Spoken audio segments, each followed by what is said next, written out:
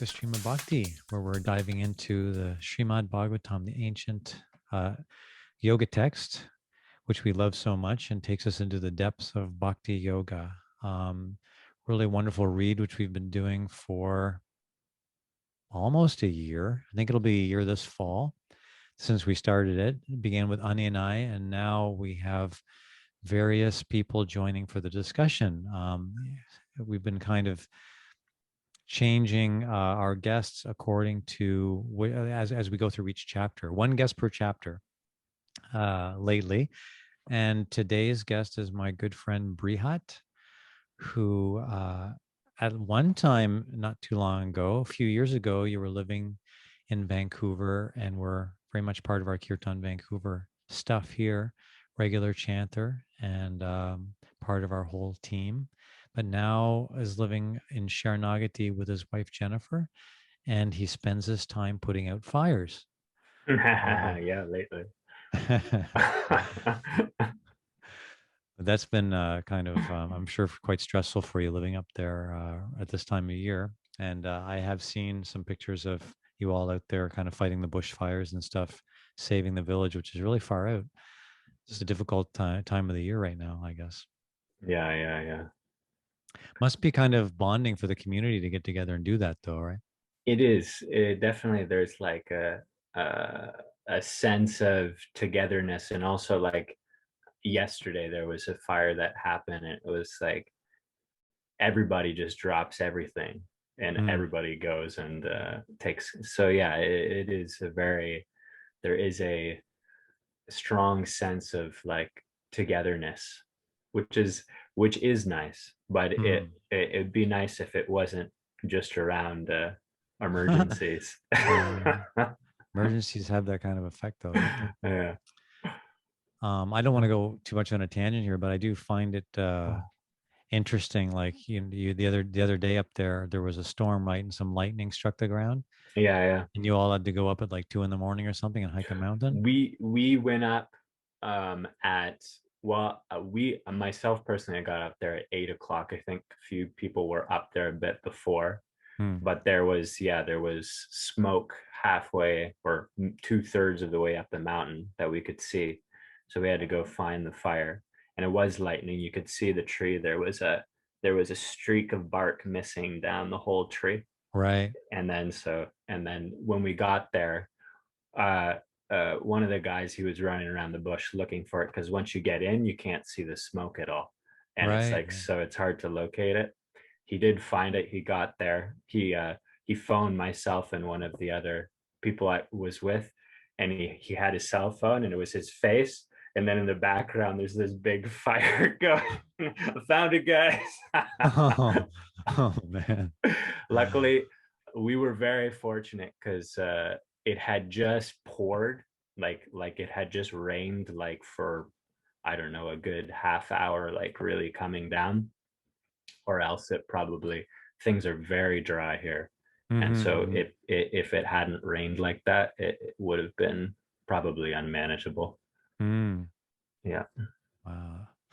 It's amazing that you have you could just all jump to it like that. And but you were saying that there was a steep climb, right? Like an hour It hike to get was the. it took a good hour to climb up there. It was a kilometer basically, like straight up. And yeah, we got back, I left at 8 and we all came back together at 4:30 in the morning. And Mm. then we went back the next day and to check it again, and there was some places that had started smoking again, because Mm. fires, they can live underground too. Anyway, it's a whole thing. Yeah. Wow. Well, I wish you and the whole community well up there. It's like tough time. I also wanted to say a few other things about you as an introduction. Is that I think that you're just definitely. just just if I have to, if I disappear at any point in time, you know where Yeah, I. right, right. You're all of a sudden gone, right? Mm. So, Brihat, I think that you're a person who I share some of my fondest memories in life with. We have been on many adventures together, and we lived together for many years as monks in the ashram, and we've traveled around the world together, and have had many adventures, and gone through yeah, just many. I have many endearing moments in mind Hmm. when I look back at that time together. There's one in particular. I don't know if everyone will be able to relate to this. I'm just going to share it.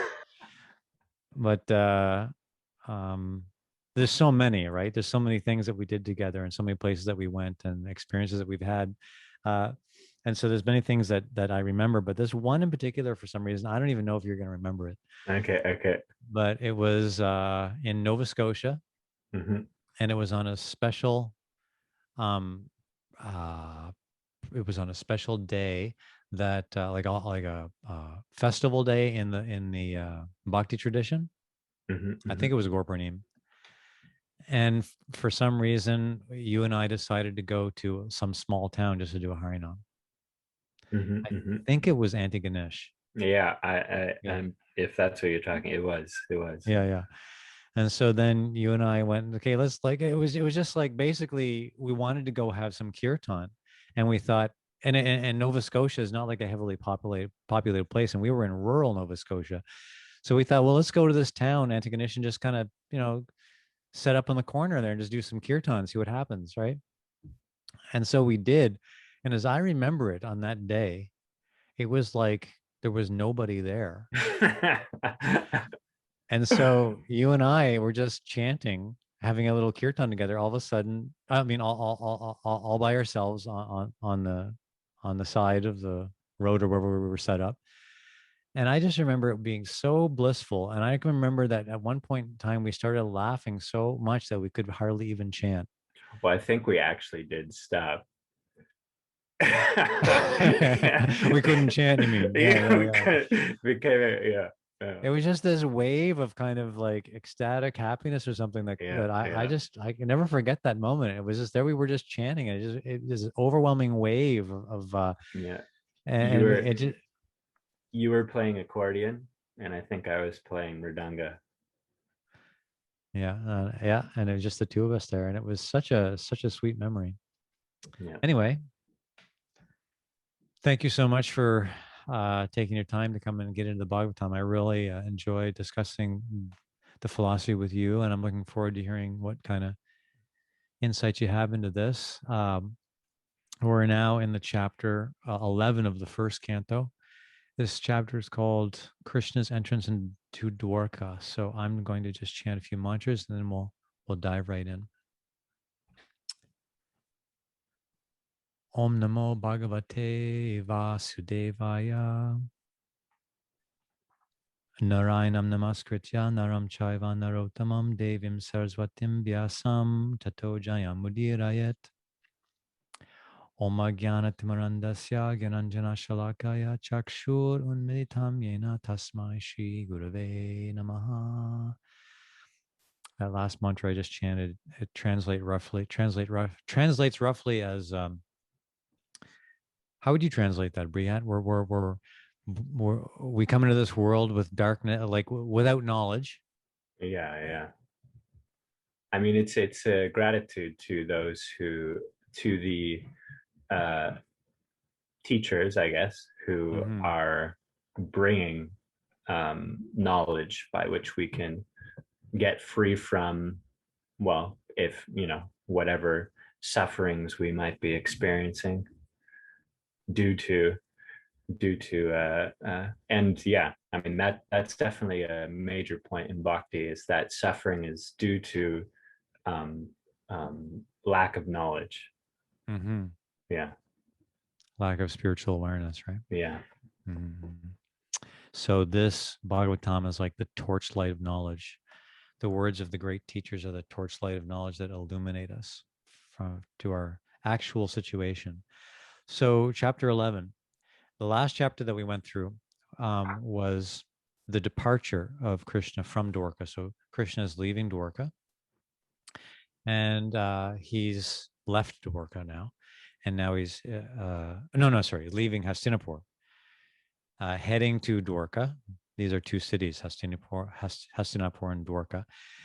So the last chapter was focused on the feelings and the events that were taking place as Krishna was leaving. And so there was this kind of uh, separation, mood of separation that was kind of uh, worked into the whole chapter. People were feeling the angst, the distress that they were going to be separated from Krishna now that he had been there for so long. And there were other things that came out as well. I mean, I was with Radhika for last chapter, and she is quite gifted at literary analysis, and she was pointing out things that how there's literary elements at play as well in these chapters. Like, we're not getting a whole lot of Krishna at this point in the first canto, because really that's reserved for the 10th canto. We've got like a bunch of cantos to go through before we really get into Krishna and what he does and says and everything. In the first canto, we're kind of given an introduction to him as a personality, especially in these two chapters, and how there's like some of the things that are taking place foreshadow what's going to come, foreshadow some of the things that are going to be described later. And they give it's a way to introduce Krishna so that we become aware of his personality as at the very beginning. Um, so now these two chapters, they are dealing with this emotion of separation, but in one sense, the chapter we just went through, the separation was pending, and Right. then this chapter, the separation is ending. Yeah, so now we're going kind of going into a different mood. Again, we're not going to hear a lot from Krishna in this chapter. There's going to be more descriptions of like what it was like for the people at that time to see him again, and what was going on in that place, that city where they were dwelling. Any thoughts on all that? Yeah, no. Yeah. Okay. It kind of like one of the things that I never thought about before that came out from our last chapter was that actually we don't get a big picture of Krishna at this point. But the fact that in Bhakti, um, the relationship with the divine in the pinnacle of that in Bhakti is in a personal form, and that personal form is addressed as Krishna, and that personality of Krishna is a big part of the Bhagavatam. So here we're getting like Just a glimpse. a glimpse. Yeah. Yeah. Yeah, that's interesting because I was reading through the chapter and I don't know if he speaks at all. It describes how he's like glancing or smiling, or there's some, reciprocation going on, but yeah, I don't know if he actually speaks at all. Mm-hmm. And it's like there's a number of angles to look at these chapters and these events, and so Krishna, um, he's a transcendental personality. It's really interesting to watch what he does and what he says. He's like an avatar.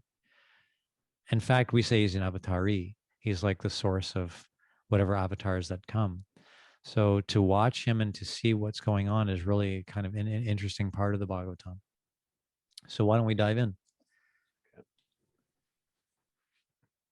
So we'll maybe just take turns reading back and forth, and we can just pause on whatever. Some of this in this chapter will be just hearing, because a lot of it's just beautiful description, and it's just nice to hear about it. So in the first text, it's Sutta Goswami. Have you Uh, have you have you uh, gone through the all the different conversations going on? well, we have that's a phenomena here. But why don't you just tell us where we're at? Can you Oh, yeah. so the Bhagavatam opens with a conversation of sages going on in a forest, which is called Naimisharanya, which is a place in India. So the main speaker there is Sutta Goswami. And so that's who's speaking now.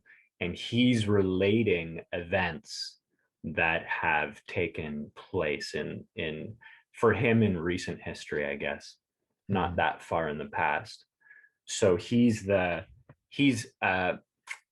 yeah, I guess in the Bhagavatam he's the original narrator, like in terms of the how the it's narrated, he's the original narrator, and then all the other conversations take place within his a narration. Like a bubble within a bubble. Yeah. Yeah. So this is a brief zoom out. Yeah. So Sutta Goswami says, and so I guess Sutta Goswami will be kind of narrating this part, relating Yeah. it to those sages. Upon reaching the border of his most prosperous metropolis, known as the country of the Anartas, Dwarka, uh, Krishna sounded his auspicious conch shell, heralding his arrival and apparently pacifying the dejection of the inhabitants.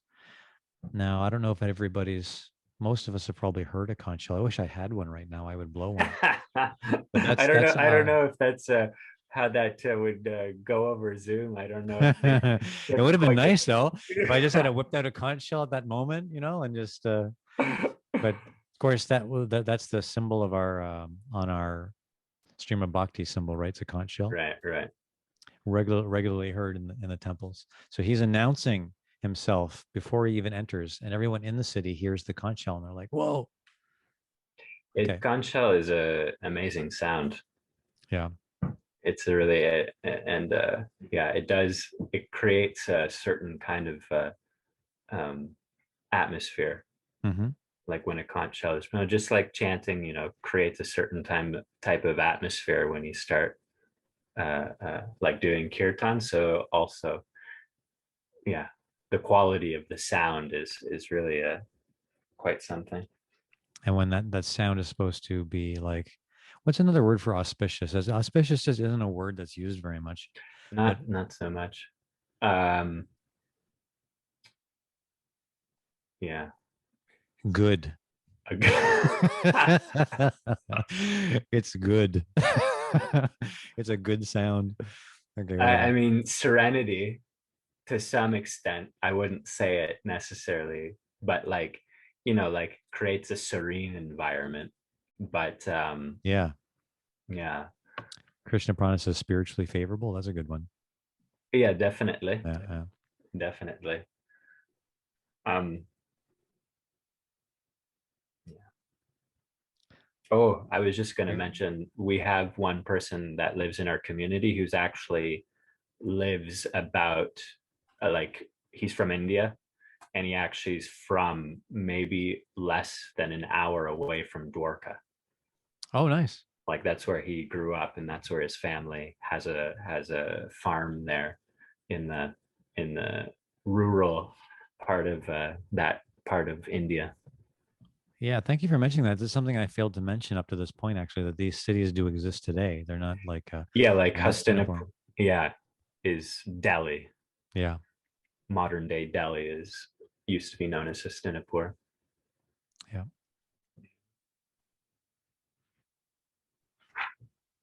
Text two. Go ahead. Oh, Yeah. thanks. The white and fat boweled conch shell being gripped by the hand of Krishna and sounded by him appeared to be reddened by the touch of his transcendental lips. It seemed that a white swan was playing in the stems of a red lotus flower.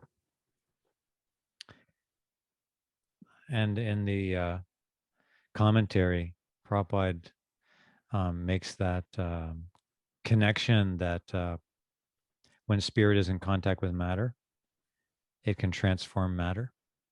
Oh, okay. So, that's kind of seen represented, you could say, in like Krishna touching the conch to his mouth like that. But Krishna's body is entirely spiritual, and the impact on the conch is that it actually reddens the conch. Hmm. But Prabhupada uses it as a principle in the commentary that whatever something might be material, like for example, the pages of this Bhagavatam are just paper, Mhm. but we don't consider it just paper anymore. Like it's a contains sacred sound vibrations in the form of the letters and everything. It transforms the whole the essence of the book, and so we considered it to be a spiritual. Um, we consider it to have spiritual qualities. It becomes transformed, Yeah. and Well, so Prabhupada gives that example, right, of uh, iron and fire. When you put iron yeah. in fire, then it at some point it actually takes on the qualities of fire. It has heat and it has light, and it'll burn the same as fire. So when things are used for a spiritual purpose, they actually take on spiritual quality. Mm-hmm. Good Yeah. point. Important principle in bhakti. Actually, Yeah. it's one of the driving things in bhakti, right? Because bhakti really isn't about living a secluded life like a classical yogi in the Himalayas or something. But bhakti yogis really engage with the world because the Right. idea is to seek out how to use everything for its spiritual purpose. Right. Right. Yeah. Okay. Text 3. The citizens of Dwarka, having heard that sound which threatens fear personified in the material world, began to run towards him fast, just to have a long desired audience with Krishna, who is the protector of all devotees. They're like charging out the door. I think, yeah. Anyway, we don't have to discuss it right now, but this point will come up. Like, Krishna is the king of Dwarka. Mm-hmm. He is the leader of these, this particular group of people, and you can see how the people are so and this will basically, the whole chapter is this is a major theme of the chapter, is how the um they're really enthusiastic, and they're like, they've been longing to see Krishna for quite some time, because he's been away for quite some time. And this is just not I don't know if it you definitely, yeah, it's not that it doesn't exist nowadays, but uh in a lot of places you don't see people really happy to see their leaders, like Mm-hmm. if the leader of the country comes to Vancouver or something. I don't know if Nitai is going to be rushing at his door to see Justin Trudeau. People might start running towards him, but might be in a different mood.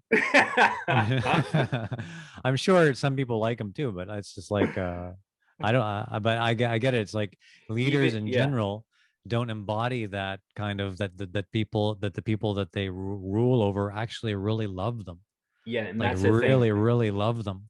Yeah, and that's the thing. Like, you may like the person and think he's like, he's an okay leader and whatnot, but Mm-hmm. it's not like there's a deep relationship there, Mm-hmm. where it's like, yeah. Whereas we'll see in this chapter, the people actually, all the people, they feel a deep relationship with Krishna, who is their, he's the king, he's the leader of their particular Mm-hmm.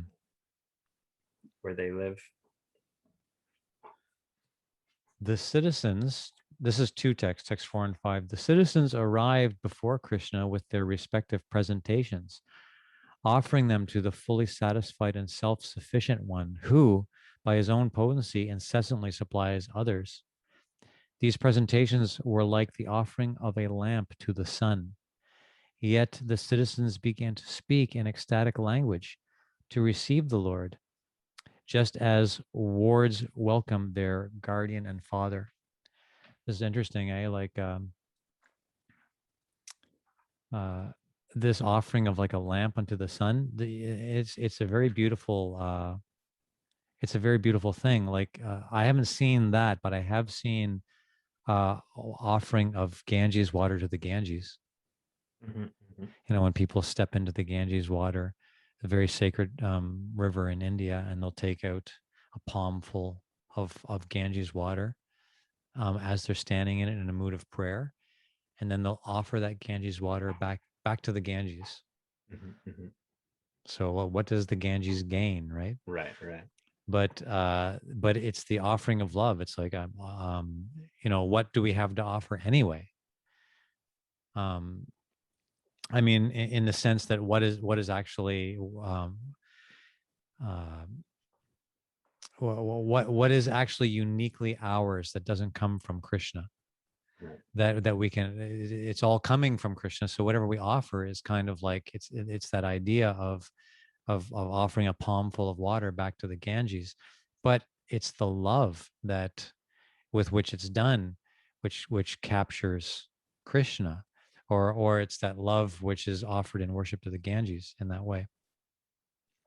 This is this is like one of the basic fundamental principles of bhakti that's being brought out in this verse, because I guess you would have read this, but the very first words of the whole Bhagavatam, they say that the absolute truth is that from which everything emanates. Mm-hmm. So everything is, and the bhakti yogis understand that that absolute truth is personified in the person of Krishna. And so yeah, he's the source, and I guess that's what's being brought out in this verse. He incessantly supplies others. He's the source of everything, so he doesn't need anything. He has no need of anything. He produces everything from himself. But still, the practitioners of bhakti, they offer something, whatever they have. But what's the really important element there is the mood, is the mood of the offering, and it's the relationship. It's the relationship that's there the uh, between the bhakti yogi and Krishna. This And is so relevant for kirtan, isn't it? yeah, I was just thinking, I was just Yeah, gonna yeah, say yeah. that. No, go ahead, go ahead. Well, I mean, it's, what makes a good kirtan, Right. right? Like Is like the what? Yeah, go ahead. is the mood. It's the Yeah, mood. that's the mood. And so it's not like, say I'm like, uh, an expert musician or something. And that's not actually what makes that connection, because when we're chanting in kirtan, basically what's happening is that we're chanting these mantras, and Krishna is present in the sound vibration of the mantra. In fact, when we chant the Maha Mantra, we're talking about like Radha and Krishna being present in the. We don't really hear much about Radha at this point, and in fact, the Bhagavatam doesn't um, even when we get into the 10th canto, it will only begin to make us aware of Radha, and Radha, like the relationship or who Radha is becomes more apparent in the next book, the Chaitanya Charitamrita, right after we get through the Bhagavatam. But anyway, when we're chanting Hare Krishna, right, it's like Radha and Krishna are present through that sound vibration, but they come like, or their presence is felt to the degree that that chanting is pure. Mm.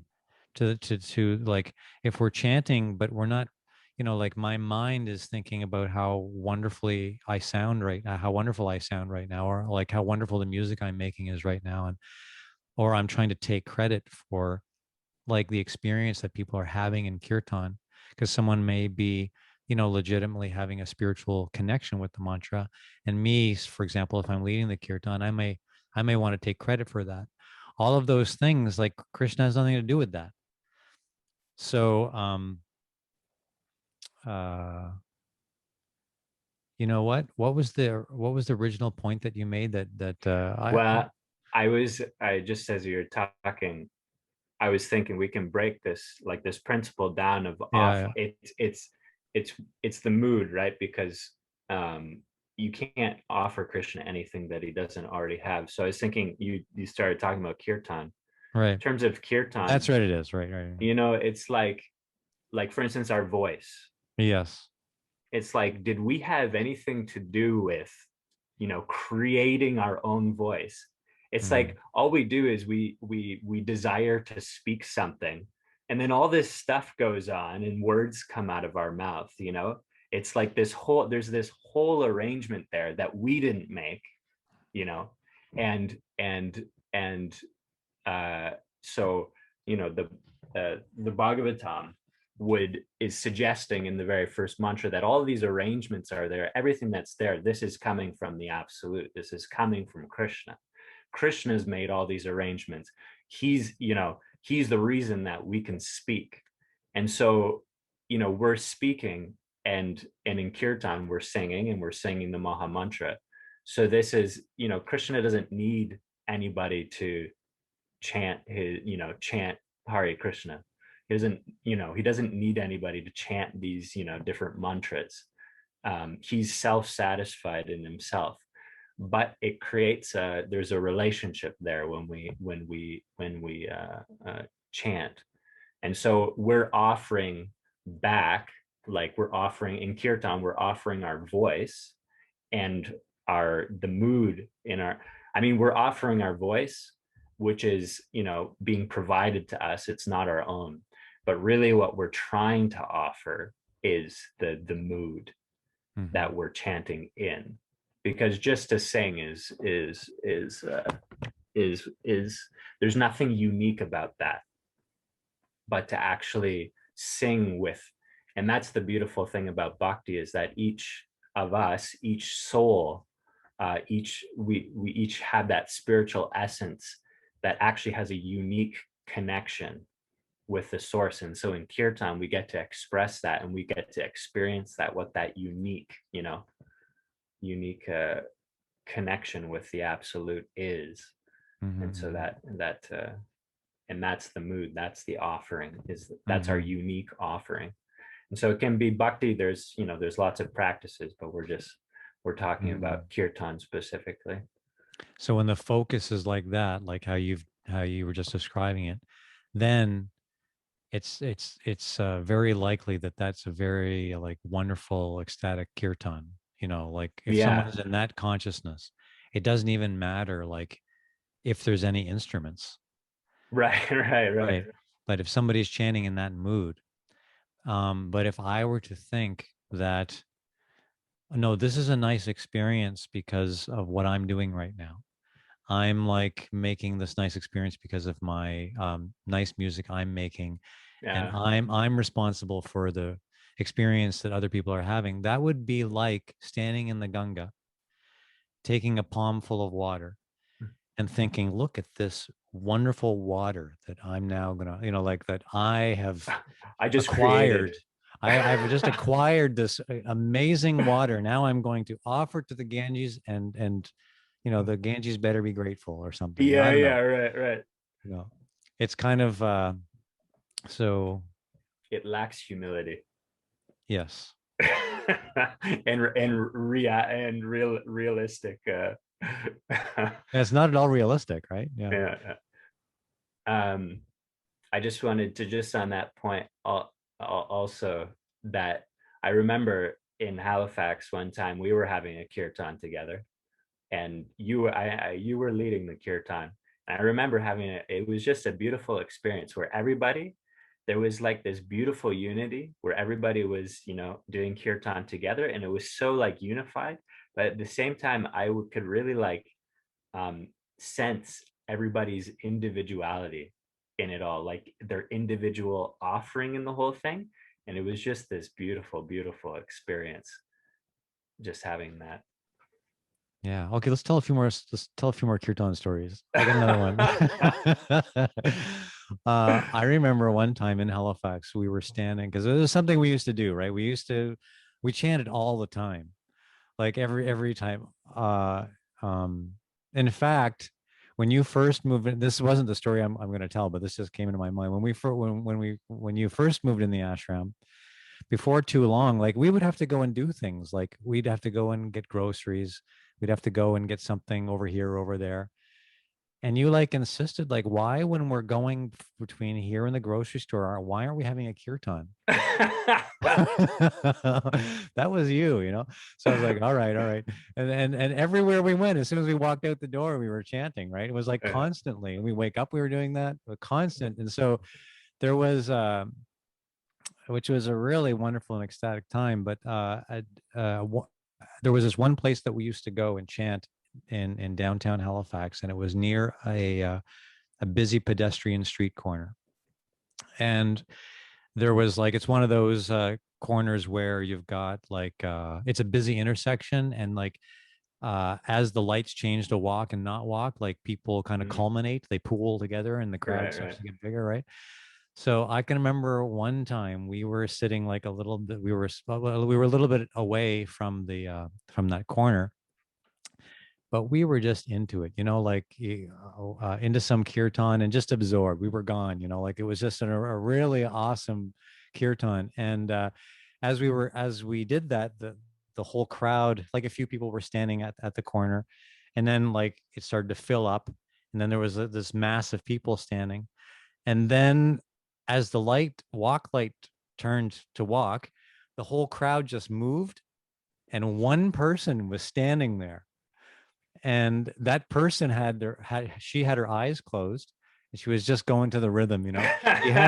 She hadn't realized that the light had changed to walk and that everybody had gone. She was just standing there, you know, and I saw that, and then she kind of like, oh, and Came kept on back going. to But it was so sweet, that moment. wow. Okay, I'm gonna share one story that you most likely won't believe. Well, All right. Nitai, you'll believe because you were there. All right. But it was an amazing kirtan experience. It was after there's a festival in Toronto, which they're big. It's called Ratha Yatra, and they have Festival of India. They have it on the island. So the festival was done, and then we were going to catch a ferry. But the thing is that there's like thousands of people on the island, and so you have to wait to get on the ferry. And so we decided that we would go get there was a couple ferries, but we had to walk, I can't remember, half an hour or something like that to go to another ferry. So we did, and we were chanting as we were walking. And then still there was quite a line. So we were in line, and we were just like kind of like half like we were chanting just to pass time, basically. And we were with standing there with instruments, right? with It was like instruments, merdunga, cartels, accordion, yeah, and it just was kind of sitting probably, around. I Yeah. think it was at least an hour we were standing in line. And then finally we got on the ferry, and then some person just I guess they couldn't take it anymore, and they said to the one of us who was there, don't you guys have a different song? Because we were chanting the same mantra for like an hour. And he was, at that point, I think he was starting to get into it a little bit, and he was like, no, but we have different melodies. And so we started doing a different melody, and we started doing this different melody, and I could not believe it. But all of a sudden, like something in the atmosphere just changed, and there was all of a sudden there was like this guy just sitting there, and he had like a piccolo or something, and he stood up and he started playing it. It was like some kind of like bluegrass band or some kind of, and they were standing in different places, and this guy had this like little accordion thing. Another guy had like, I don't know, a flute or something. Maybe somebody had some percussion. And this guy with a piccolo, he just started spinning and playing his piccolo. And these guys started, and it was a two deck, or like two decks on this boat. And the whole deck, we were on the top deck. It just started like people started dancing. It was wild. And then when we got to the dock, we got off and we're walking off, and people are standing there, and they're like, what's going on? And some people, they just like saw it coming. They started dancing. It was just like, it was magical. It was Yeah. kind of, I mean, I don't even believe it anymore, but Yeah, that whole ferry just erupted, you know, It and then was they followed amazing. us off the ferry, and yeah, it was really beautiful. It was amazing. It was quite an experience. So kirtan is so I want to bring this back to what we're speaking about here, and we're gonna make it really practical. All right. So kirtan, we've just gone through uh, um, I don't know, a full year of essentially separation from kirtan. So I think that your whole community is probably feeling it because your kirtans, I mean, I've been there and I was only there for some time, but they were so sweet, so nice. And uh, now we've been in separation, from those kirtans for a full year. And so this is a similar thing that's we're reading here in the Bhagavatam, is that these residents have been in separation from Krishna for some time, and now he's coming back. So it sounds like you just had a kirtan last night. So it's starting now, it's coming back. So you can relate some of the emotions that are going on here. That's beautiful. That's really beautiful that you tied that in. That's exactly what's going on. It's exactly so. That's a beautiful way to relate to this chapter. Yeah. Yeah. Yeah. Yeah. When we were first um, in the kirtan last night, same thing happened. We did a little kind of course, this kirtan was uh, just someone who invited us to their home, right? And then we did another random kirtan in a park a couple weeks back, and Ani started both kirtans, like, and so both times I felt like getting up and like, I did that, like that. Wow, you know, it's Yeah. the same Yeah. thing. Like they're running out of their house. Like where is he? Where's Krishna? But we're experiencing that divine presence in the name Right. as we Right. chant. Yeah. I'm really happy that you made that connection, Bria. That's beautiful. I'm going to keep that meditation as we keep going through this. But that's the thing, is that bhakti is actually like these things that we're reading in the Bhagavatam.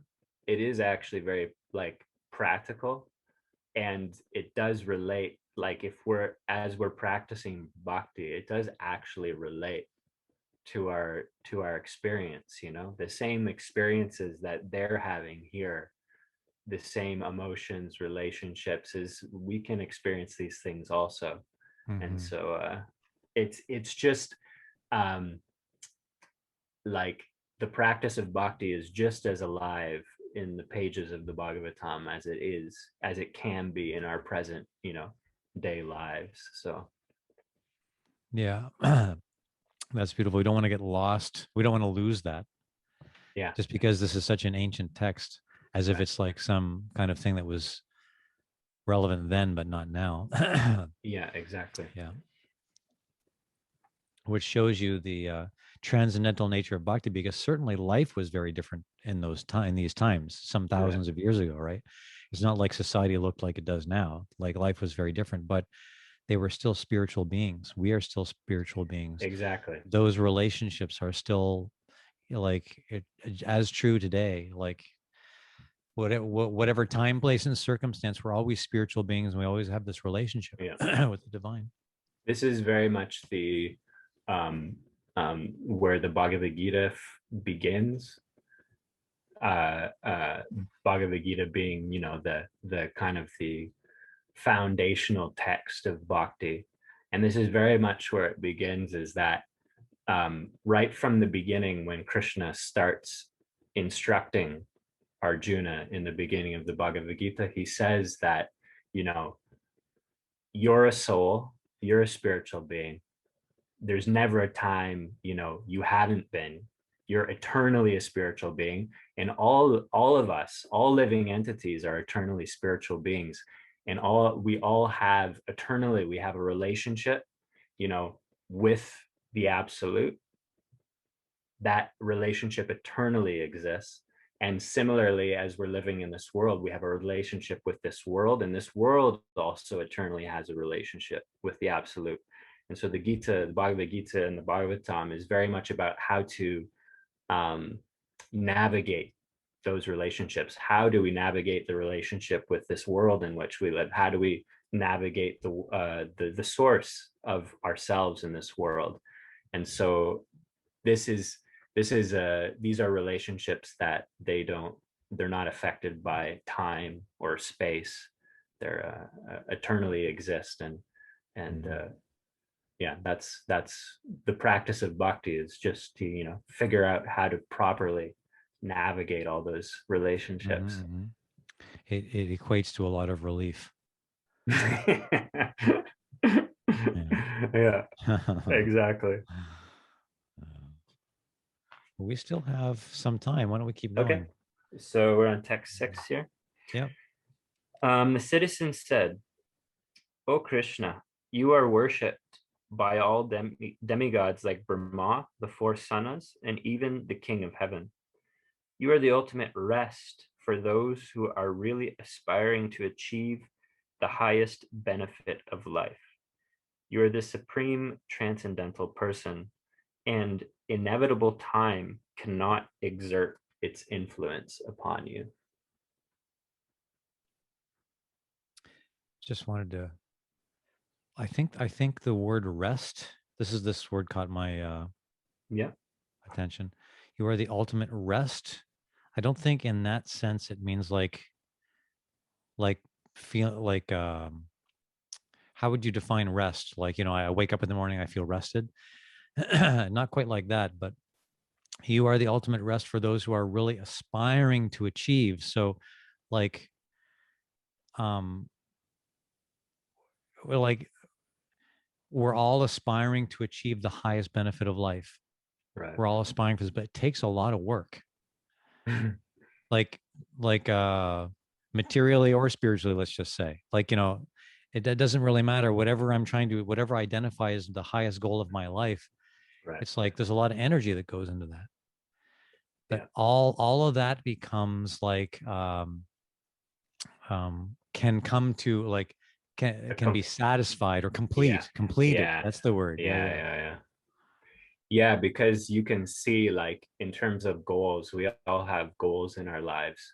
And, like, for instance, someone may have a goal that, you know, I'm going to get this, whatever, I'm going to get a car or something like that. Mm. And obviously there can be different reasons, you know, it might be for functionality, or somebody's just like, you know, I've always wanted this, you know, one particular type of car. But so it's a goal, and then, you know, you achieve your goal, and then, you know, you start driving your car and it breaks down, and or they have this thing, I think it's the six week, you have 6 weeks of satisfaction or something like that, and then it starts wearing off. So Krishna is not like, he's the ultimate goal and the ultimate rest, meaning that, you know, like, once that's attained, then you don't have, it's an eternal rest. It's the ultimate rest. It's not, you don't have this feeling of, you know, you have attained your goal and then, oh, I have to attain another goal. Oh, I have to attain another goal. That's what the nature of, you know, living in this world is like, you achieve one goal, and then, oh no, after some time, oh, I have to achieve something else, or I have to, there's no rest, there's no ultimate rest, ultimate satisfaction. So It's it's the cure for restlessness. yeah, Yeah. yeah, yeah, Yeah, nice. we otherwise we keep pretty busy. Not that there's anything wrong with being busy, because we also see that bhakti yogis can be very busy, but it's not restlessness. Yeah, It's there's not it's a, yeah, yeah, purposefulness. there's not a dissatisfaction in the mind. There's not this kind of like, you know, trying to attain, you know, attain that peace of mind. It's like it's already there. But Mm-hmm. the activity of the bhakti yogi is really done out of a feeling of, you know, love and relationship, that you want to do something, you know, it's yeah, it's coming from a Exactly. different state of consciousness. Yeah. And that's a really, actually, this is a little bit of a tangent, but it's something I've been really getting into lately. But um, a lot of spiritual paths, they have this conception that like activity is a problem.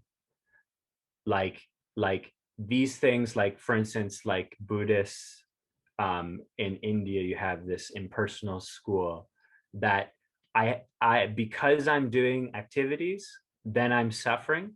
And so the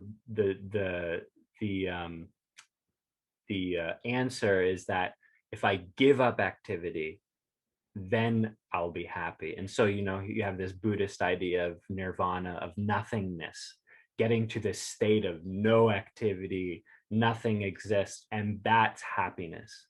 But in the Bhakti yoga tradition, it's not, activity is not the problem. It's simply the consciousness in which we do it. And so this actually is another theme that'll come out in this chapter.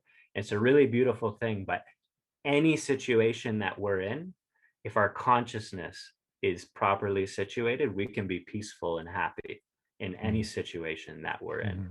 Whereas these other schools of spiritual thought, they have to do a lot of work to get to this place where, like, and there's no possibility of ever being in a situation where there's no activity, or the mind isn't like doing anything at all. So it's yeah, Krishna says in the Gita that it's a very difficult path. Yeah, Krishna points this out in the Gita, right? That the soul cannot be. The soul is always active. What's the verse? I'm not. I'm not remembering the exact. The soul basically is always cannot be inactive even for a moment. Yeah. I don't have the verse and number in my mind right now, but the point is that we are, which is a unique feature of the wisdom of bhakti, is that the reason why is because we exist. Yeah. Yeah, it's the nature. It's that's what bhakti is. We're actually understanding the true nature of ourselves. Yeah, we're not And fighting against our existence. yes, yeah. Yeah. Audrey just put in the chat that pain is inevitable, but suffering is optional. And I think that's exactly the point, is that actually the nature of the world that we live in is that, there are going to be difficulties. I don't think there's anybody in this world who doesn't experience some level of difficulty.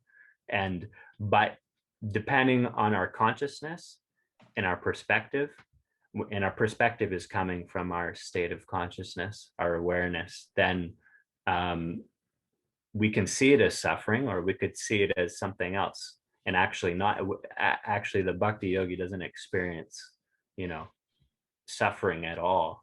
Somebody Internally. who's in, yeah. Anyway, that So was a little bit of a tangent, but I think it's really important because bhakti is actually very practical. It's a very practical path because it's something that can be applied anywhere, any situation, anytime, any place. It doesn't matter what your situation is. Nice point. Which text were we on? I just read 6. Okay. Text number 7.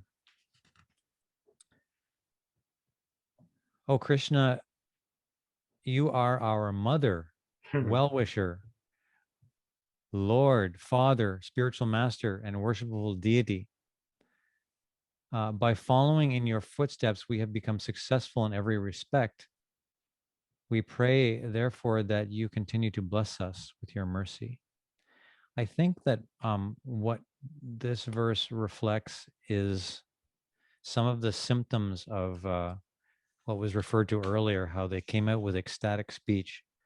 Ecstatic speech, can be like difficult to understand.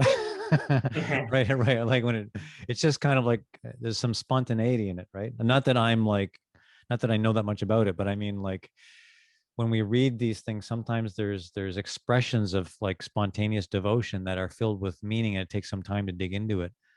Like, why would they refer to Krishna as mother? But I think that that's very indirect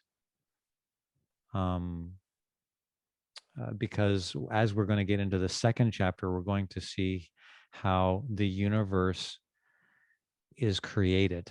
That's an interesting So section of the Bhagavatam, right? let's see. So I think in that sense is what they must be saying here. This is just off the top. Right, I didn't right. actually go into the commentary. Um,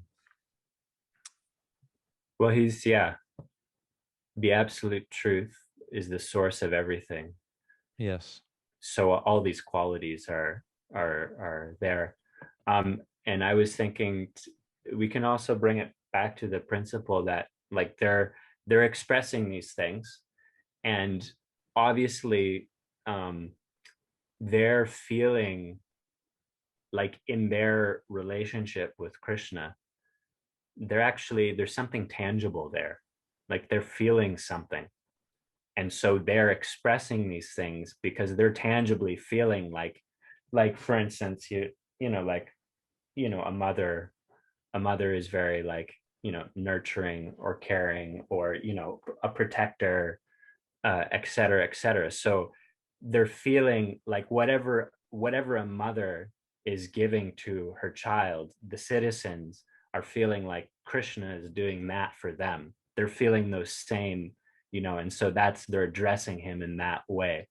And so um, it seems to me that they're expressing these things because they're really tangibly feeling Mm-hmm. like whatever a person would be feeling in a relationship with a mother or a well-wisher or a father or a guru, like they're actually in their interaction with Krishna, they're actually feeling these things.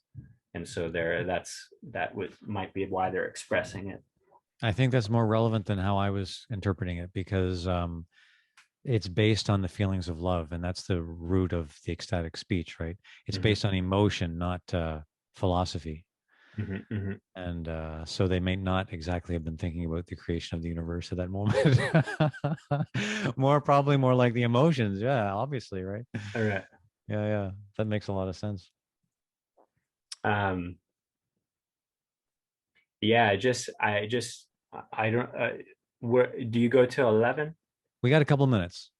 I just this thought of like Krishna being he's the leader of the people, and they're feeling these things toward their leader. I just have this question in my mind, like how does that happen, like we don't have Yeah, any yeah, yeah. experience of that, where like I really like they really feel these deep emotions towards their, and I mean, yeah, I have been one thing I've been hearing lately, like a leader, one of the main um, principles is like protection.